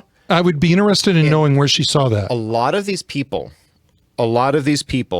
see stuff, and someone says in the bottom, experimentation with human animal hybrids.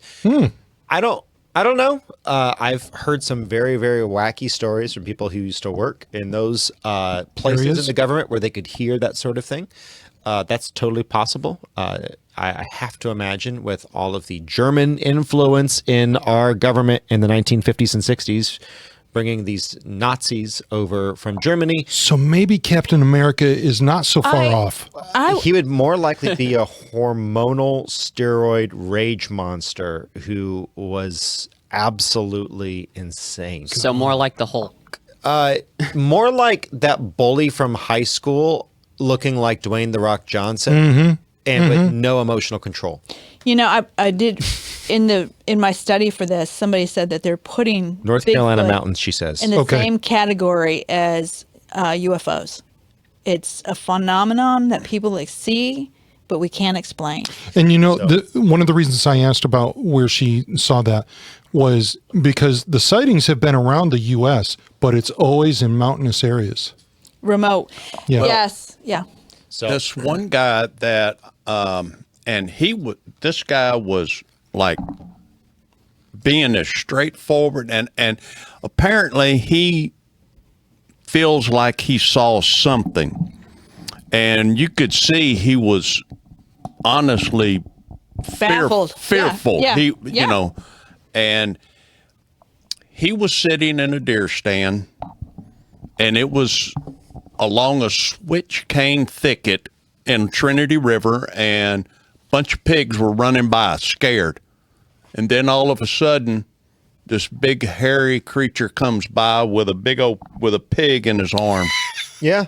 underneath the stand, comes and- running by. If you look at the UFO incidents, there are a tremendous amount of them that involve cattle mutilation. And the thing about the skin being over here and the bones and the meat is taken and harvested. There are folks who have done that as a prank, and that's been documented, where you have Right. people who have replicated crop circles with aircraft, and they've done things that were very hard to do, but they were elaborate pranks. They did they basically killed someone's cow. Very, very bad sort of prank, but they were doing a recreation of what they've heard alien activity is. But then they're the ones that are less easy to explain, that are potentially again, we don't know. There's something about aliens. We've talked about this on the show before. We really believe that alien sightings, there are fakes and there are real ones. The first thing I said to Nikki was, I believe this has more to do with alien type stuff than anything else. Or demonic behavior. Yeah. I think- believe most alien behavior is demonic behavior. So because do I. whenever you have a probe scenario, the one thing that stops the metal rod being shoved up to the person's rectum, sorry to be graphic there, is calling out the name of Jesus. And that is the thing that actually stops the hostile alien, the kind of a third kind that is violent. That is what stops it. So I firmly believe that. And so I'm not calling anybody that has seen Bigfoot a liar. I'm just saying in my opinion, it's not a physical being. There have been lies. It might be, but if But if is, there there's a number was- of different things. But if there was, where's the bones? It's not one unified thing. I think there's a number of different cases and causes. So what do you Very think? interesting. I think it's more demonic and Could be. than anything. I think we have a Okay, world true. full of mystery yet, and just because we don't understand everything, Correct. doesn't change my opinion of God's still in control. Exactly. Yeah, it doesn't. I'm a person that I believe these people that are coming forward and are very credible have experienced something. But I'm also of the opinion, until I actually see Bigfoot captured that we can study, I just can't embrace it wholeheartedly. Yep. Interesting topic. Worth looking into more, and tell us your story down in the comment section. Now, on to The Great Divorce, Chapter 11. So, Mr. Producer, if you could pull that up for us, please. So, for those of you who've been reading along with us, we've been... Wrong cut. You're going to get there? Yep. The Great Divorce, Chapter 11. We've been following along, and here is the overview. Next cut, Mr. Producer. C.S. Lewis's The Great Divorce is an allegorical representation of heaven and hell as they might be if the final judgment wasn't final, or is it an issue with our perception of time? If parole was available and God allowed the dissidents of hell to holiday on the edges of heaven, seeing the beauty and majesty therein, would they be wooed by the angelic and glorified representatives of heaven calling out to them? Next cut, Mr. Producer. Today's passage, we're going to be looking at chapter 11. The first part, the failure of natural affections and love to redeem man. And I think this is going to be interesting. We have been watching the narrator. So if you're following along with us, we're in chapter 11, starting at the beginning. If you've been reading with us or listening, you know that the narrator has been met with his own guide. There's someone who is attempting to woo the narrator to heaven in this story. And he's speaking to him, and they're watching all of these conversations between the residents of hell as they come to the edge of heaven in time and space. And Lewis is laying out this hypothetical. He says, look, this is not how I believe necessarily heaven and hell work, but this is my thought experiment. What if The moment, to be absent from the body is to be present with the Lord. Yep. But let's just imagine for a moment, let's play in the theater of our minds to better understand sin, to better understand the human condition. Let's play in the theater of our minds the possibility, which might be real, that minutes, seconds, hours, even weeks or longer, God has, of perceived time, God has the opportunity to speak to you as your body is dying, dead, decaying. There's this moment.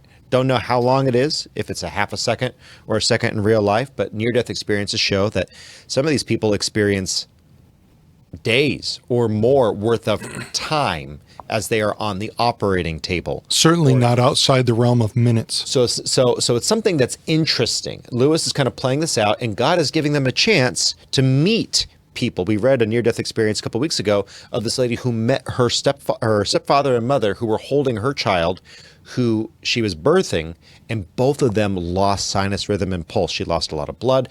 They thought they were both going to die. She grabs her child. She runs across the bridge from whence she retrieved the child, retrieving the child from the edge of death is best interpretation we can muster here, meeting her dead mother and dead stepfather, talks to them, takes the child, runs back across the bridge. They both regain consciousness and life at the same time. That was an interesting story. So we have these signs. It's interesting. So play along with the thought experiment here. In chapter 11, he's looking at this mother and her brother discuss the mother's life on earth and maternal love. We're going to explore the issue of maternal love and how even the most pure and beautiful of loves, natural affections, can become perverse. And as you read this, you're going to be tempted to say, hey, I know someone like that. You probably do. We all do.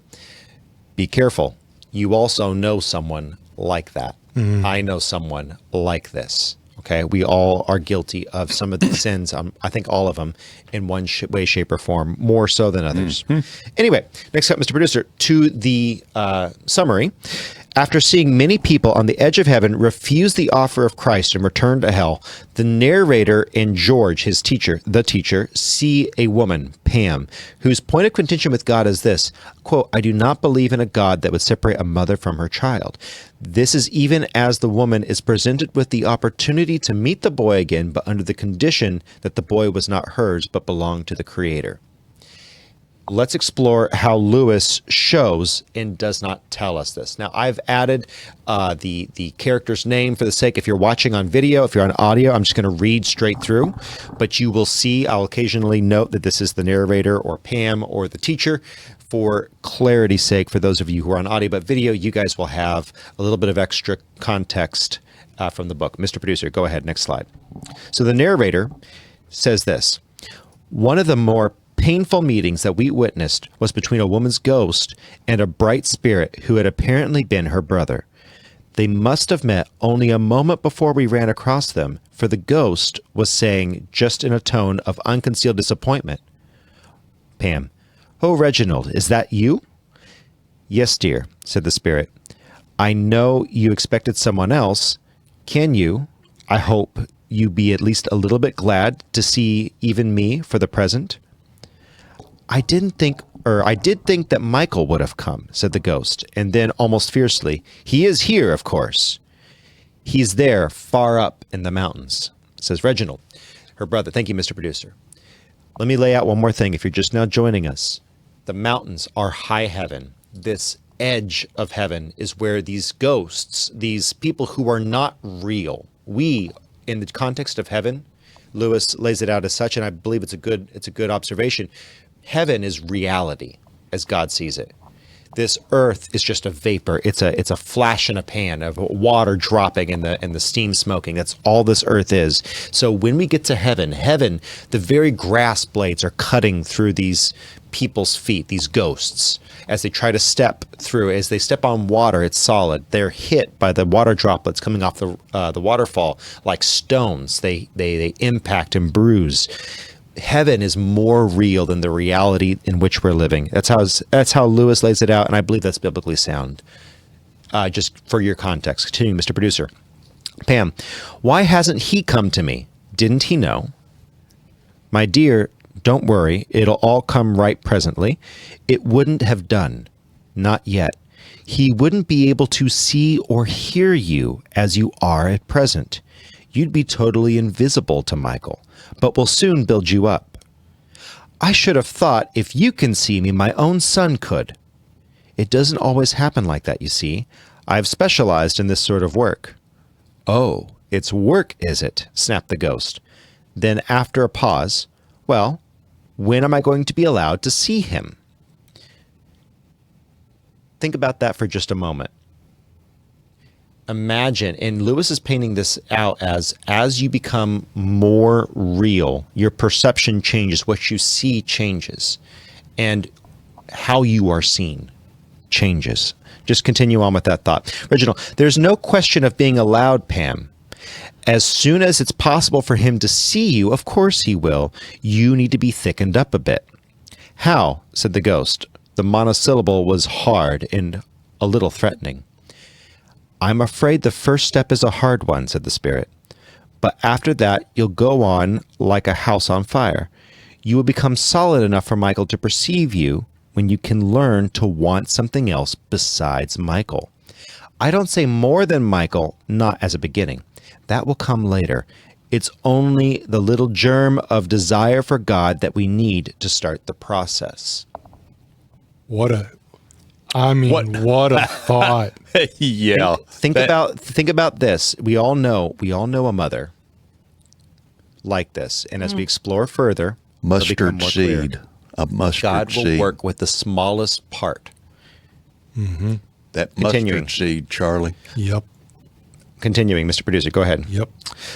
Oh, you mean religion and all that sort of thing. This is hardly the moment. And from you, of all people. Well, never mind. I'll do what is necessary. What do you want me to do? Come on, the sooner I begin it, the sooner they'll let me see my boy. I'm quite ready. Reginald. But Pam, do think. Don't you see that you are not beginning at all as long as you are in that state of mind? You're treating God only as a means to Michael. But the whole thickening treatment consists in learning to want God for his own sake. Can we pause right there? Wait, don't pause. I'm sorry. You wouldn't talk like that if you were a mother, Oh. says Pam. Then now you can go, Charlie. So I think one of the hardest things to grasp as an unbeliever and as a newborn believer is the issue of God wants all of you. He wants all of you. He wants you to want all of him.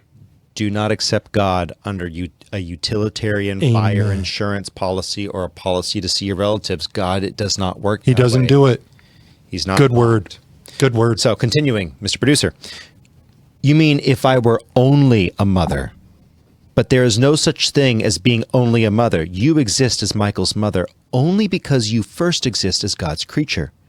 That relation is older and closer. No, listen, Pam. He also loves. He also has suffered. He also has waited a long time. If he loved me, he'd let me see my boy. If he loved me, why did he take Michael away from me? I wasn't going to say anything about that, but it's pretty hard to forgive, you know.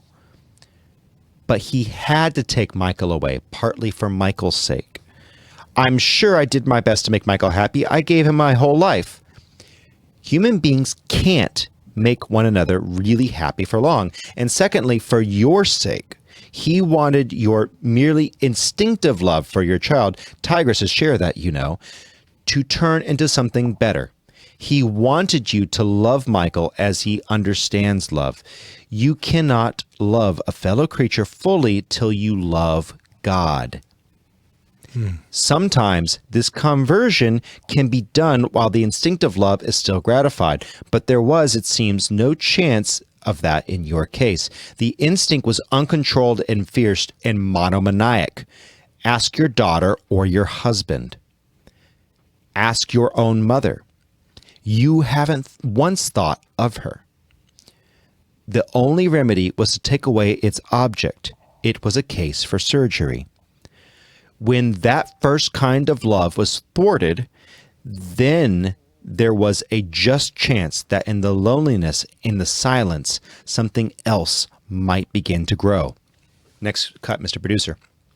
This is all nonsense, cruel and wicked nonsense. What right have you to say things like that about mother love? It is the highest and holiest feeling in human nature. Pam, no, Pam. Natural feelings are high no natural feelings are high or low, holy or unholy in themselves. They are holy, all holy, when God's hand is on the rein. They all go bad when they set up their own and make themselves into false gods. My love for Michael would never have gone bad, not if we lived together for 1,000,000 years. You were mistaken, and you must know. Haven't you met down there mothers who have their sons with them in hell? Does their love make them happy? If you mean people like the girthy woman and her dreadful Bobby, of course not. I hope you're not suggesting. If I had had Michael, I'd be perfectly happy, even in that town. I wouldn't be always talking about him till everyone hated the sound of his name, which is what Winifred Guthrie does about her brat. I wouldn't quarrel with other people for not taking enough notice of him and then be furiously jealous if they did. I wouldn't go about whining and complaining that he wasn't nice to me, because of course he would be nice. Don't you dare suggest that Michael could ever become like the Guthrie boy. There are some things that I won't stand. What you have seen in the Guthries is what natural affection turns to in the end if it will not be converted. It's a lie, a wicked, cruel lie. How could anyone love their son more than I did? Haven't I lived only for his memory all these years? That was rather a mistake, Pam. In your heart of hearts, you know it was. What was a mistake?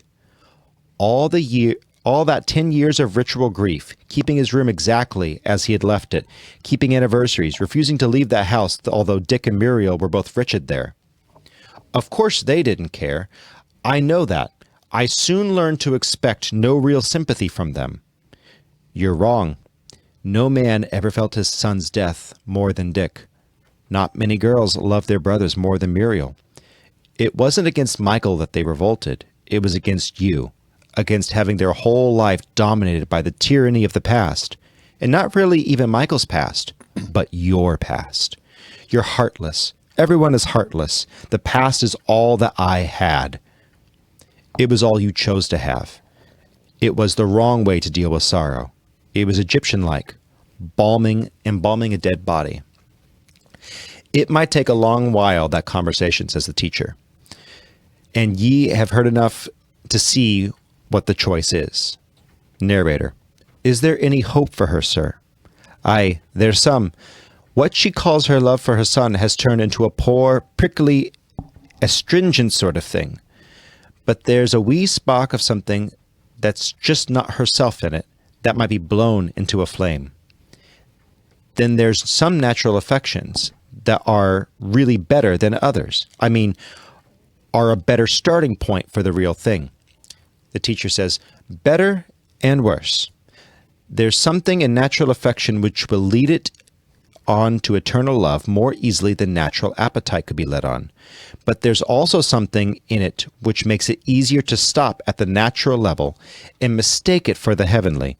Brass is mistaken for gold more easily than clay is, and if it finally refuses conversion, its corruption will be worse than the corruption of what you call the lower passions. It is a stronger angel, and therefore, when it falls, a fiercer devil. Narrator. I don't know that I dare repeat this on earth, sir, I said. They'd say I was inhuman. They'd say I believe in total depravity. They'd say I was attacking the best and holiest things. They'd call me. It might do you no harm if they did, said he, with, I really thought, a twinkle in his eye. But could one dare one have the face to go to a bereaved mother in her misery when one's not bereaved oneself? The teacher says, No, son. That office is not yours. You're not a good enough man for that. When your heart's been broken, it will be time for you to think of talking. But someone may say in general what's been unsaid among you this many a year, that love, as mortals understand the word, isn't enough. Every natural love will rise again and will live forever in this country, but none will rise again until it has been buried. Narrator: this saying is almost too hard for us. Teacher: ah, but it is cruel not to say. They that know have grown afraid to speak. That is why sorrows that used to purify now only fester. But you and I must be clear. There is but one good, and that is God.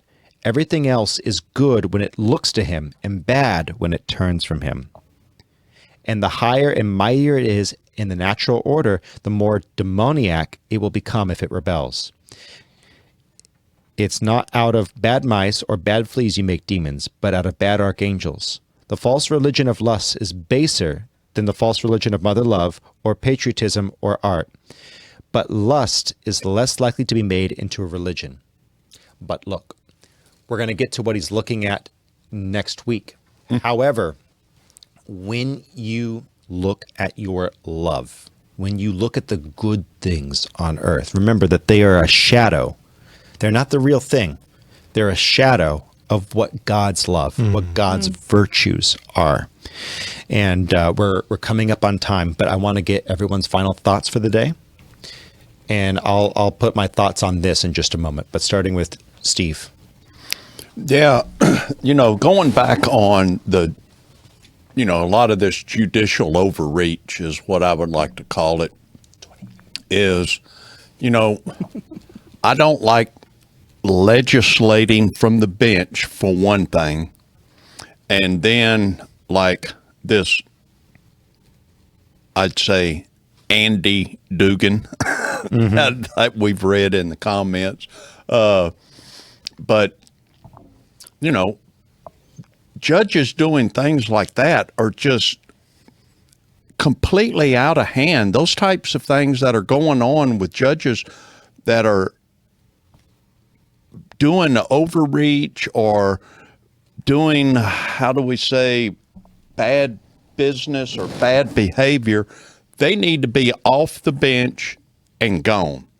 There's a way to do that. You have to prosecute it at the local level. Exactly. And we need people that are Christians to be voting. No, believe me, I have a list of judges I'm asking the Lord to remove. I don't need to wait for a representative. I just need God's holy hand to say we need to get rid of that one. Lord, break their teeth in their mouth. That is a biblical prayer. That is a legal, good prayer. A good imprecatory prayer. Miss Nikki? Now, I was going to say the same thing. I've been very concerned about the judges, and I think it's not so much that. I think it's their dislike of Donald Trump more than anything else, and I think it is overreach. But I don't think it's going to last. I think the Supreme Court is setting a lot of things straight, and Donald Trump, I think, still has the heart of the country, and will continue to have that. If Democrats don't learn how to argue based on policy, the Republicans will be in control for years to come. Now, if they do, that might be a different story. But until Democrats learn how to argue on policy instead of hating a person, that's where they're at. Remember what's really real. Remember what's really real. We're fighting a culture war right now. Just remember why you're fighting it. Every one of us has something that we believe to be God's purpose for us on this earth. And that is a good thing. Be very careful that your natural affection, your natural love, your purpose doesn't overshadow God or God's will. Motherhood might be your purpose. Make sure that it's in the context of raising godly children and being God's steward. Political activism might be your purpose. True. Make sure and remember that it is done in the understanding that these people, many of them are headed to an eternity without Christ. That doesn't mean that we pull punches. That does mean that we work in a way, we operate in a way, hopefully, that is winsome, wins people to Christ. We can have a good thing even motherhood, go wrong. Yep. If we invert the purpose, if we are satiating ourselves. There are a lot of people in the culture war. Their only purpose is the culture war. Look, I'm going to be very careful how I talk about people who've had a lot more impact on the culture than I have, but some of your big names, Christ is not their center, not their purpose, even though many of them proclaim it. I'm not going to say exactly who they are. There are those who are and those who are on the line. Make sure that your purpose, whatever you do it with all of your heart, your mind, your body, your strength, for the Lord. Well stated. And make sure that he's your North Star, because he is Well truth. stated. Truth is a person. His name is Jesus Christ. He came to testify to that. With that said, we got nothing else for you. We love you so much. You have a wonderful week.